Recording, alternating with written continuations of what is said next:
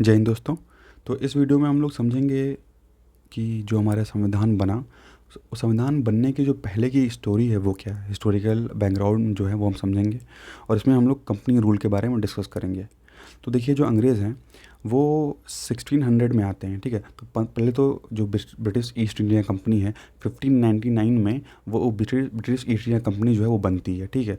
उसके बाद 1600 में क्वीन एलिजाबेथ फर्स्ट के द्वारा इनको एक चार्टर दे दिया जाता है कि ठीक है, आप जाके ईस्ट साइड में जो है आप ट्रेड कर सकते हैं, आप ही की जो मोनोपोली होगी ट्रेड करने के लिए, ठीक है। तो 1600 में एलिजाबेथ फर्स्ट के द्वारा जो है इनको चार्टर दे दिया जाता है, ट्रेडिंग राइट्स जो हैं वो दे दिए जाते हैं।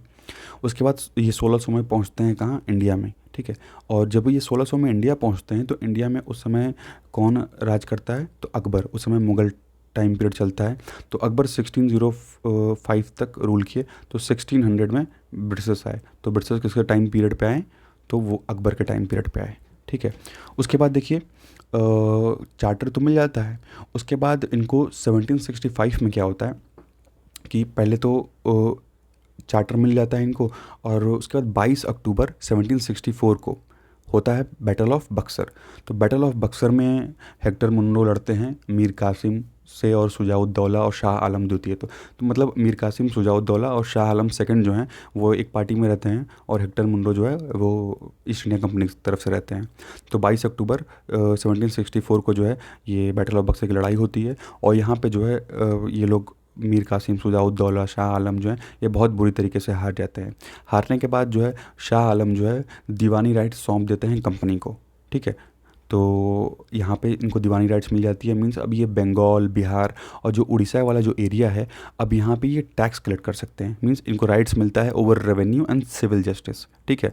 तो मतलब रेवेन्यू के ऊपर सारे अधिकार मिल जाते हैं, और जो सिविल जस्टिस है उसके ऊपर सारे अधिकार जो हैं इनको मिल जाते हैं, ये बैटल ऑफ बक्सर की वजह से। तो जो बैटल ऑफ बक्सर है वो one of the most important battles है हमारे मॉडर्न हिस्ट्री का, ठीक है। क्योंकि इसी बैटल के बाद से जो है हम देखेंगे कि अंग्रेज़ जो है यहाँ पे अब अपनी पावर जो है वो बढ़ाने लगते हैं, ठीक है। अब बैटल ऑफ बक्सर से ही ये एज ए रूलर टाइप में जो है शासन करने के लिए जो है अब ये अपना आगे कदम बढ़ाएंगे।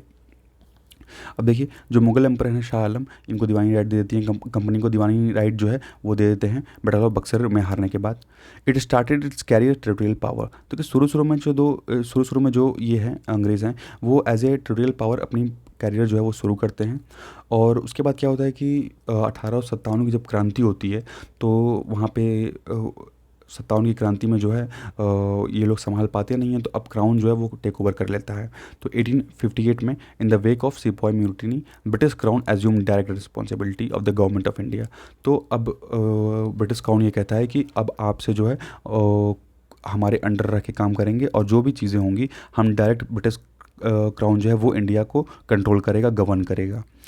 उसके बाद टाइम बीतता है और 15 अगस्त 1947 1947 को जो है हमको आज़ादी मिल जाती है। और आज़ादी मिलने के साथ साथ अब यहाँ आज़ादी के साथ मांग उठती है संविधान बनाने की, ठीक है। अब यहाँ पे एक नीड फॉर द कॉन्स्टिट्यूशन होता है, ठीक है, संविधान बनाने की ज़रूरत होती है। तो वहाँ पे क्या होता है कि एक कॉन्स्टिट्यूएंट असेंबली का जो है गठन किया जाता है इस पर्पज़ के लिए 1946 में। और ये कॉन्स्टिट्यूएंट असेंबली जो है वो 26 जनवरी 1950 को संविधान बना के तैयार करती है, और उसके बाद 26 जनवरी 1950 को जो है ये मतलब लागू कर दिया जाता है। However various features of the Indian constitution and polity have their roots in the British rule. तो हमको इसका देखिए हिस्टोरिकल बैकग्राउंड जाना इसलिए ज़रूरी है क्योंकि जो हमारा कॉन्स्टिट्यूशन है उसका जो एक जड़ है वो कहीं ना कहीं हमारे ये जो हिस्ट्री है, जो अंग्रेज़ जो भी नियम कानून लेके आते थे, जो भी ब्रिटिश क्राउन इन लोग को कंट्रोल करने के लिए, ईस्ट इंडिया कंपनी को कंट्रोल करने के लिए जो भी रूल्स एंड रेगुलेशन एक्ट्स वगैरह लेके आया, तो उसी एक्ट्स में से कुछ पॉइंट्स उठा के जो है वो हमारे यहाँ का जो कॉन्स्टिट्यूशन है वो डेवलप किया गया है।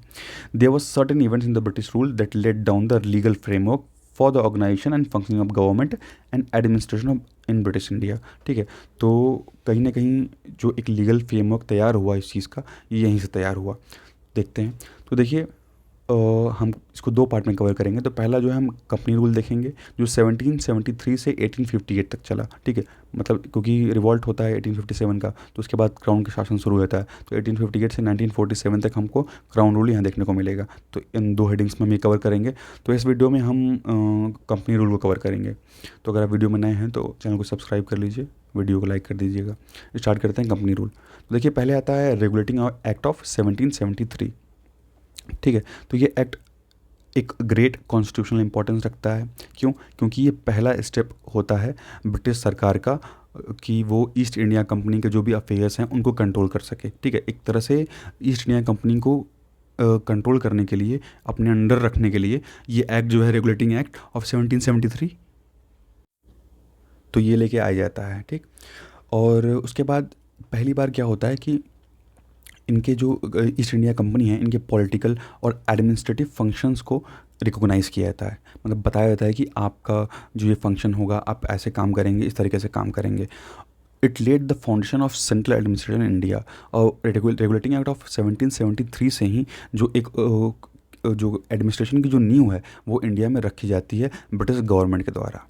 अब इस एक्ट के कुछ फीचर्स देख लेते हैं। ठीक है, it designated governor general of Bengal. अब देखिए जो गवर्नर जनरल ऑफ बंगाल हैं ये बन जाते हैं गवर्नर ऑफ बंगाल जो हैं वो बन जाते हैं गवर्नर जनरल ऑफ बंगाल। और साथ ही साथ एक एग्जीक्यूटिव काउंसिल का गठन किया जाता है जिसमें 4 मेंबर्स होंगे जो गवर्नर जनरल ऑफ बंगाल को असिस्ट करेंगे। ठीक है, और पहले ऐसे गवर्नर जनरल बनते हैं लॉर्ड वॉरेन हेस्टिंग। तो देखिए क्या किया जाता है कि गवर्नर ऑफ बंगाल हैं, इनके पद को बदल दिया जाता है और गवर्नर जनरल ऑफ बंगाल इनको बना दिया जाता है। और इनके साथ एक एग्जीक्यूटिव काउंसिल जो है वो ऐड कर दिया जाता है जिसमें 4 मेंबर्स होते हैं। तो वो 4 मेंबर्स जो हैं भाई, एक गवर्नर जनरल जो हैं अकेले तो काम करेंगे नहीं, तो इन 4 मेंबर्स इनको दिए जाते हैं कि ये 4 मेंबर्स आपको असिस्ट करेंगे। तो ये गवर्नर की एग्जीक्यूटिव काउंसिल हो गई। और पहले जो हमारे गवर्नर जनरल बनते हैं बंगाल के वो कौन होते हैं? तो वो हैं लॉर्ड वॉरेन हेस्टिंग। उसके अलावा देखिए इस एक्ट और क्या हुआ, तो देखिए it made the governors of the Bombay and Madras presidency subordinate to the governor general of Bengal. उसके बाद ये कहा जाता है कि गवर्नर जनरल ऑफ बंगाल के अंडर में ही बॉम्बे और जो मद्रास के जो गवर्नर है वो काम करेंगे। मीन्स कोई भी चीज़ होगा, कोई भी बात पूछनी होगी या कोई आदेश निर्देश जो होगा वो बंगाल ही इनको देगा। ठीक है, ये इनके अंडर में काम करेंगे। ठीक है, मतलब यहाँ पे बॉम्बे और मद्रास के जो गवर्नर हैं वो सब ऑर्डिनेट हो गए किसके? गवर्नर जनरल ऑफ बंगाल के। लेकिन उसके पहले क्या था? इसके पहले ये नियम था कि तीनों जो है वो तीनों प्रेसिडेंसीज जो हैं वो फ्री थी, वो इंडिपेंडेंट थी। लेकिन अब बॉम्बे और मद्रास बंगाल के गवर्नर के अंडर आ गया। It provided for the establishment of supreme court. अब देखिए इसी एक्ट के थ्रू जो है कलकत्ता में सुप्रीम कोर्ट की स्थापना की गई 1774 में। ठीक है, तो पहले तो ये फेडरल कोर्ट था। ठीक है, एज ए फेडरल कोर्ट था ये, कंप्राइजिंग 1 चीफ जस्टिस। और इसमें जो है एक चीफ जस्टिस थे और साथ ही साथ इनके साथ 3 अदर जजेस थे। इस एक्ट के थ्रू प्रोहिबिट किया गया कि जो भी कंपनी के जो सर्वेंट्स हैं वो किसी प्राइवेट व्यापार में इन्वॉल्व नहीं होंगे, इंगेज नहीं होंगे। ठीक है, और कोई भी प्रेजेंट तोहफा किसी से नहीं लेंगे या ब्राइब्स जो है वो नेटिव से नहीं लेंगे। ठीक है, किसी से भी तोहफे वगैरह, ब्राइब्स वगैरह या किसी के साथ जो प्राइवेट व्यापार है वो नहीं करेंगे, सिर्फ कंपनी का ही काम करेंगे। It strengthen the control of the British government over the company by requiring the court of directors. ठीक है, तो अब देखिए इसके साथ ही साथ एक कोर्ट ऑफ डायरेक्टर्स, एक बॉडी का जो है गठन किया गया और ये बॉडी जो होगी वो कंपनी को गवर्न करने का काम करेगी। और जो सारी रिपोर्ट्स हैं रेवेन्यू, सिविल और मिलिट्री अफेयर से रिलेटेड, ये रिपोर्ट्स जो है वो ब्रिटिश जो क्राउन है उसको देगी। ठीक है, तो कोर्ट ऑफ डायरेक्टर का यहाँ गठन किया गया। अब देखिए इसको फिर इसमें कुछ चेंजेस किए गए इस एक्ट में 1781 में। तो देखिए in a bid to rectify the defects of the regulating act of 1773।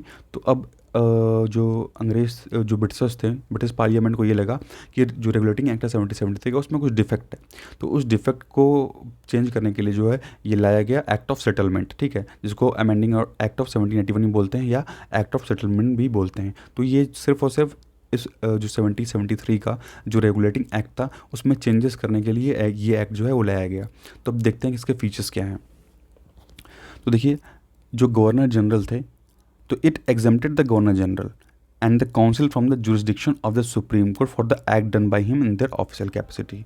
तो अब ये कहा गया कि भैया जो गवर्नर जनरल हैं वो अपने ऑफिशियल कैपेसिटी में कुछ भी काम करें, जो सुप्रीम कोर्ट है वो उसका जुरिस्डिक्शन गवर्नर जनरल पे काम नहीं करेगा। ठीक है, वहाँ सुप्रीम कोर्ट उनको कोई सज़ा या कुछ भी नहीं कह सकती अगर वो अपने ऑफिशियल कैपेसिटी में काम कर रहे हैं, अपना ऑफिशियल काम कर रहे हैं। तो उसी तरह ये भी कहा गया कि जो कंपनी के जो सर्वेंट्स हैं अगर वो भी अपने ऑफिशियल कोई भी अपना ऑफिशियल एक्शन कर रहे हैं तो उसमें जो सुप्रीम कोर्ट है वो हस्तक्षेप नहीं कर सकती, कुछ बोल नहीं सकती है। उसके अलावा it excluded the revenue matters and the matter arising in the collection of the revenue from the जुडिक्शन of supreme court.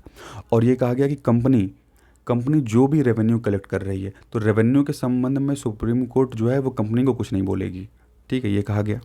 साथ ही देखिए उसके बाद ये कहा गया कि it provided that supreme court was to have jurisdiction over all inhabitants of Calcutta.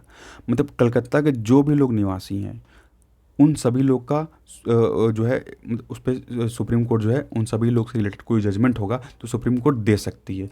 यहाँ जो कलकत्ता में एक तरह से देखा जाए तो जुरिडिक्शन सुप्रीम कोर्ट की है वो बढ़ा दी गई।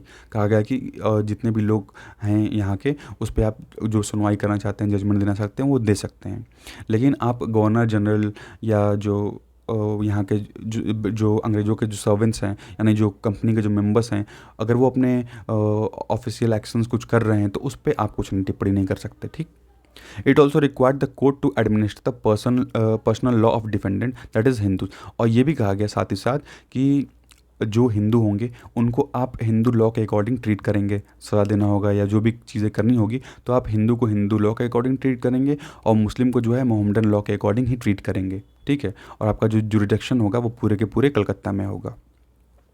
It laid down the appeal from the provincial court could be taken to the governor general in council and not the supreme court.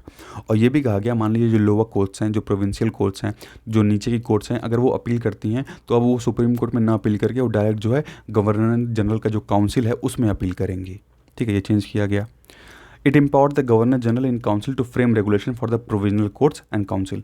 साथ ही साथ गवर्नर जनरल जो थे उनको ये पावर दे दी गई कि अब आप जो हैं वो जो प्रोविंशियल कोर्ट्स हैं या जो काउंसिल हैं आप उसके लिए अपना खुद का जो नियम कानून है वो बना सकते हैं, ठीक है। अब देखिए इतनी पावर यहाँ पे गवर्नर जनरल को मिल चुकी है। अब हम देखेंगे पिट्स इंडिया एक्ट 1784 का। उस देखिए ये इंट्रोड्यूस किया गया ब्रिटिश पार्लियामेंट के द्वारा और उस टाइम जो है वहाँ पे जो प्राइम मिनिस्टर थे वो विलियम पिट थे, ठीक है। जब पिट्स इंडिया एक्ट आया 1794 में तो विलियम पिट वहाँ के प्राइम मिनिस्टर थे। इन्हीं के नाम पे जो है पिट के नाम पे ये पिट्स इंडिया एक्ट पड़ा। देखिए क्या क्या फीचर्स हैं इसके।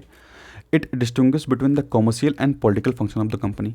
तो कंपनी का क्या कॉमर्शियल फंक्शन होगा, क्या व्यापारिक फंक्शन होगा और क्या पॉलिटिकल फंक्शन होगा, दोनों को अलग कर दिया गया। और अलाउ किया गया कि जो कोर्ट ऑफ डायरेक्टर्स हैं वो कॉमर्शियल अफेयर मैनेज करेंगे, ठीक है। और एक नई बॉडी का गठन किया गया बोर्ड ऑफ कंट्रोल और कहा गया कि बोर्ड ऑफ कंट्रोल जो है वो पॉलिटिकल अफेयर्स को कंट्रोल करेगी, ठीक है। मतलब समझिए कि कोर्ट ऑफ डायरेक्टर्स का गठन किया गया कॉमर्शियल अफेयर्स को मैनेज करने के लिए। आप याद कर सकते हैं जैसे सी से कोर्ट है ना, यहाँ सी से कॉमर्शियल है, तो कोर्ट ऑफ डायरेक्टर्स का गठन क्यों किया गया, ताकि वो कॉमर्शियल अफेयर्स मैनेज कर सकें। बोर्ड ऑफ कंट्रोल का गठन किया गया कि वो पॉलिटिकल अफेयर्स को मैनेज कर सकें। तो यहाँ पर हमको कहीं ना कहीं एक डबल गवर्नमेंट जो है यहाँ पर देखने को मिल रही है, ठीक, कोर्ट ऑफ डायरेक्टर्स और board of control. It empowered the Board of Control to supervise and direct all operations of the civil and military government or revenues for the British possessions in India।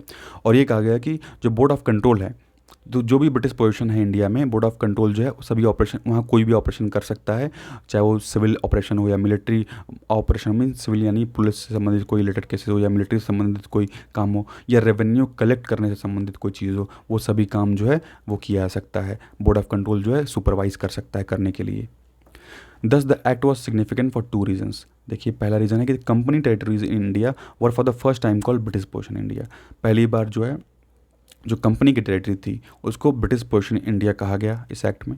और दूसरी चीज़ ये है कि the British government was given the supreme control over company affairs and it administration in India.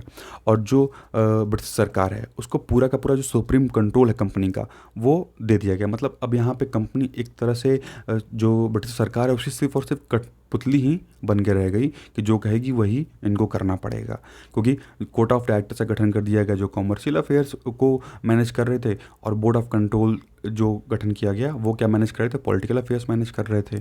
तो एक तरह से company का जो सारा जो ज़्यादातर जो पावर्स है वो छीन चुका था। सारे पावर जो है वो लंदन में बैठे बैठे जो वहाँ के जो अंग्रेज़ हैं वो कंट्रोल कर रहे थे, ठीक। देखिए एक्ट ऑफ 1786। तो देखिए 1786 में आते हैं लॉर्ड कॉर्नवालिस, इनको गवर्नर जनरल बनाया जाता है बंगाल का, ठीक है। तो ये कहते हैं कि हम इस पोस्ट पे मतलब हम गवर्नर जनरल पोस्ट तभी स्वीकार करेंगे जब हमारी आप दो शर्त मानेंगे। देखिए क्या शर्त है इनकी, दो ठे। तो he should be given power to override the decision of the council in special cases.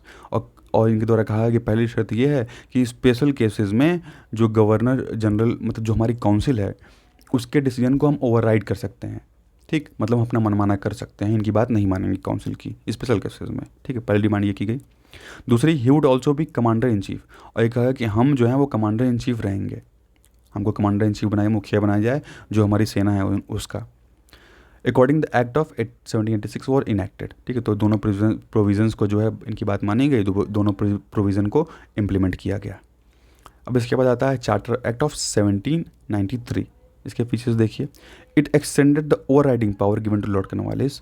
अब देखिए, जो लॉर्ड कॉर्नवालिस को ये पावर दी गई थी कि स्पेशल केसेस में ये काउंसिल की बात ना मान के अपना मनमाना कर सकते हैं, तो ये पावर जो है अब इस एक्ट में भी सबको दे दी जाएगी, जो भी गवर्नर्स थे। तो over the council to all future governor general and governor of presidency, तो जितने भी बाकी के जो गवर्नर बचे उनको भी ये पावर दे दी गई 1793 के चार्टर एक्ट के द्वारा। और साथ ही साथ जो गवर्नर जनरल के जो काउंसिल मेंबर्स थे वो भी जो है मतलब सॉरी, जो आने वाले फ्यूचर गवर्नर जनरल है, मीन इनके बाद भी जो गवर्नर जनरल बनेंगे उनके पास भी ये पावर रहेगी। और जो अदर प्रेसिडेंसी थी तो उसको भी ये पावर दे दी गई कि भाई आपका जो काउंसिल है आप उसकी ज़रूरी है उसकी बात माने, आप ओवरराइड कर सकते हैं किसी जो स्पेशल केसेस अगर ऐसा होता है तो उस सिचुएशंस में। It gave governor general more power and control over the government of the subordinate presidencies in Bombay and Madras. अब देखिए, पहले तो बॉम्बे और मद्रास जो है वो इनके अंडर में आ ही चुका था, बंगाल के अंडर में, लेकिन अब यहाँ एक जो शिकंजा है वो टाइट हो जाता है, और अब जो है बॉम्बे और मद्रास जो है और अच्छे तरह से जो है वो इनके अंडर में, बंगाल के अंडर में आ जाता है। It extended the trade monopoly of the company in India.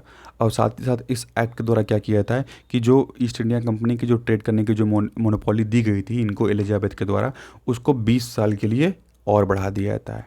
ठीक है, तो मतलब 1793 से अब इनका 20 साल जो है और इंक्रीज़ कर दिया जाता है कि आप जो है ट्रेड कर सकते हैं। It provided that the commander in chief was not to be a member of governor general council.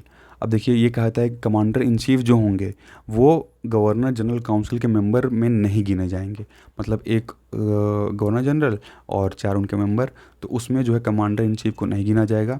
और कब तक नहीं गिना जाएगा? जब तक उनको वैसे अपॉइंट न किया जाए। अगर मेंबर के तौर पे अपॉइंट किया जा रहा है तब उनको गिना जाएगा, मान लीजिए। ठीक है, तो जब उनको अपॉइंट किया जाएगा उस पद के लिए तब गिना जाएगा, ऐसे नॉर्मली नहीं गिना जाएगा। It laid down that the member of the board of control and their staff were henceforth to be paid out of the Indian revenue। और ये भी कहा गया कि जो बोर्ड ऑफ कंट्रोल हैं और जो उनके स्टाफ्स होंगे उन सभी को जो है वो इंडिया के रेवेन्यू से ही पैसा जो है, पेमेंट, सैलरी वगैरह इन सब का पेमेंट जो है वो किया जाएगा। उसके बाद आता है हमारा चार्टर एक्ट 1813 का। इसके फीचर्स देखिए।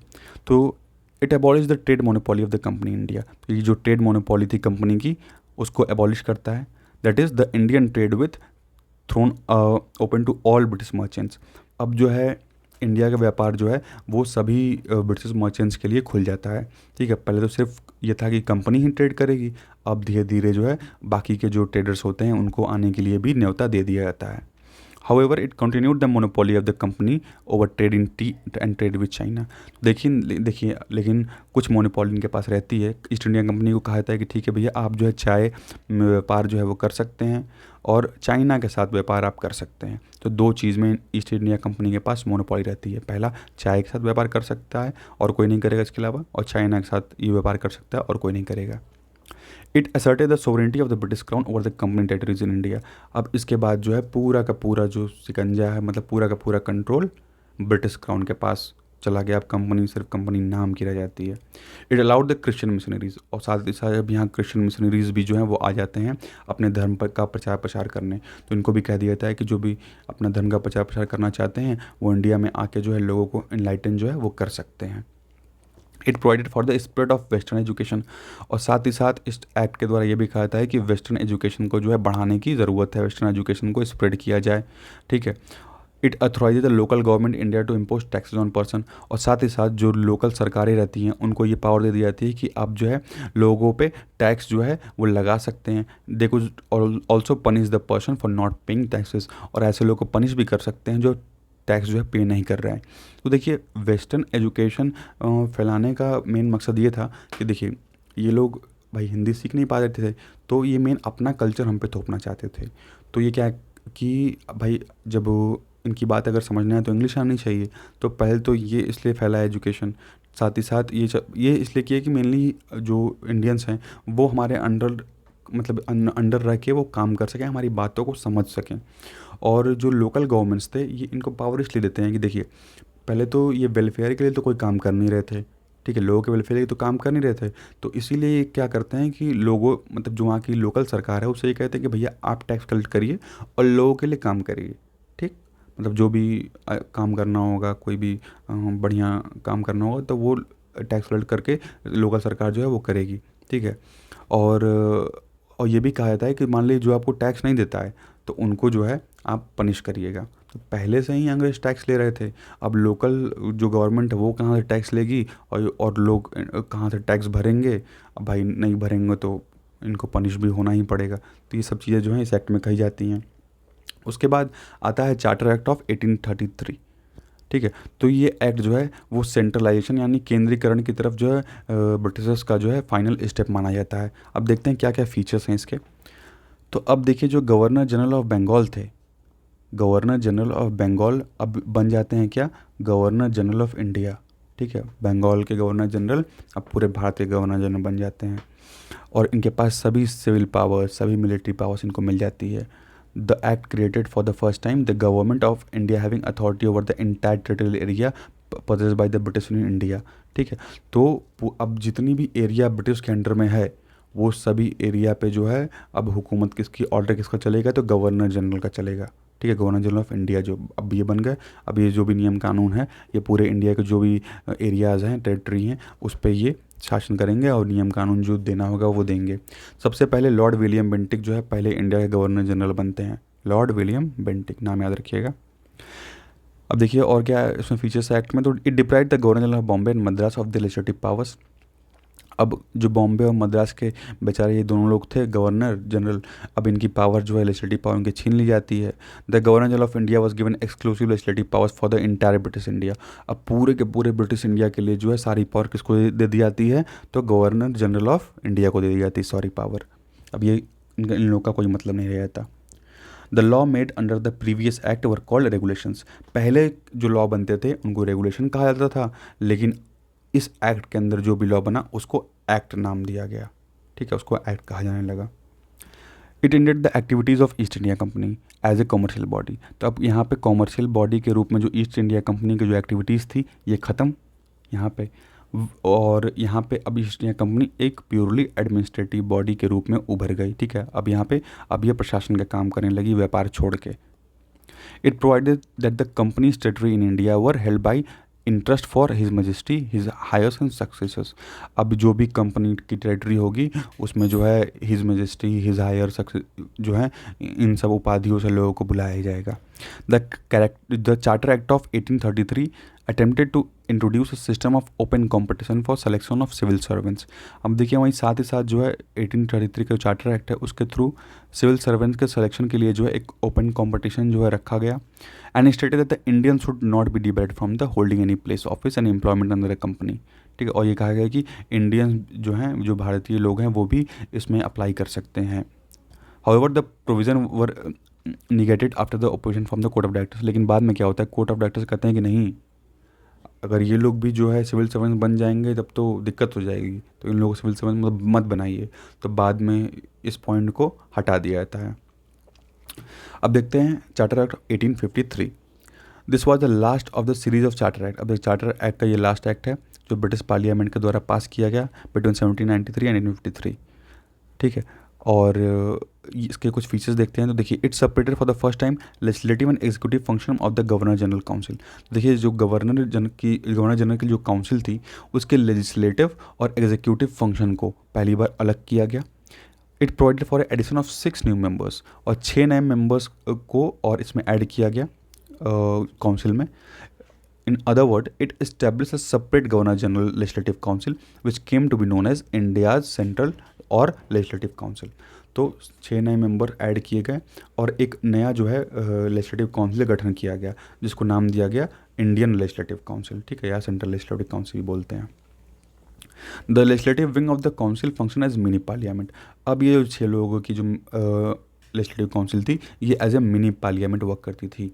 Adopting the same procedure of the British parliament, जैसा कि ब्रिटिश पार्लियामेंट का जो प्रोसीजर है सेम प्रोसीजर ये लोग अडॉप्ट करते थे नियम कानून बनाने के लिए।